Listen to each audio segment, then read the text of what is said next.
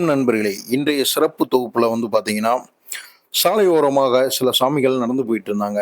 அவங்ககிட்ட போய், "சாமி எங்கேருந்து வரீங்க? எத்தன பேர் வரீங்க?" அப்படின்னு நம்ம அவங்ககிட்ட தகவல்கள சேகரிக்கும்போது பார்த்தீங்கன்னா, அவங்க மதுரையிலேருந்து 5வது நாளா கம்பத்த கடந்து போய்க்கிட்டு இருக்காங்க. அது மட்டும் இல்ல, இவங்க ஒரு 8 பேர் கொண்ட ஒரு டீமா கிட்டத்தட்ட பல வருஷங்களா நடந்து போயிட்டு இருக்காங்க அப்படின்ற தகவலும் நமக்கு சொன்னாங்க.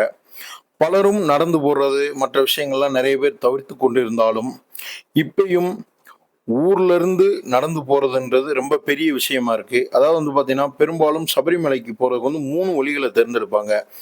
அதுல ரொம்பவுமே ஈஸியான வழி அப்படின்னு சொன்னோம்னா, பம்பை வரைக்கும் வண்டியில போயிட்டு, பம்பையிலேருந்து மேல கோயிலுக்கு போயிட்டு வர்றது. கடினமான பாதை அப்படின்னு சொல்லி நம்ம பார்த்துக்கிட்டோம்னா, புல்லுமேடு பாதை. இந்த புல்லுமேடு பாதை பார்த்தீங்கன்னா, 12 கிலோமீட்டர் இருக்கும் அப்படின்னு சொல்றாங்க. ஆனால் நான் நடந்து போயிட்டு வந்த வரைக்குமே 14லேருந்து ஒரு 16 கிலோமீட்டர் இருக்கலாம் அப்படின்னு தான் நான் தோராயமாக சொல்றேன். அதுக்கப்புறம் பார்த்தீங்கன்னா, பெரிய பாதை எரிமேலியிலேருந்து துவங்கி பம்பை வரையும் போய், பம்பையிலேருந்து அப்படியே சன்னிதானம் போறது. இதுதான் இருக்கிறதுலே ரொம்ப அதிக நேரம் எடுக்கக்கூடிய பாதை. அதிக தூரமும் நடக்கக்கூடிய பாதை. அதாவது அவங்க சொல்றது என்ன அப்படின்னு பார்த்தீங்கன்னா, ஒரு 30 கிலோமீட்டர் இருக்கும் அப்படின்ற மாரி சொல்றாங்க. ஆனா நடந்து போய் பார்த்தோன்னா, ஒரு 40 கிலோமீட்டருக்கு மேல தான் இருக்கலாம் அப்படின்னு நமக்கு தோணுது. ஏன்னா, நம்ம அந்த வழி போயிட்டு வர்றதுனால. மதுரையிலிருந்து செல்லக்கூடிய இந்த சாமிகள எடுத்துக்கிட்டோம்னா, கிட்டத்தட்ட இப்ப 5 நாட்கள் ஆகுது.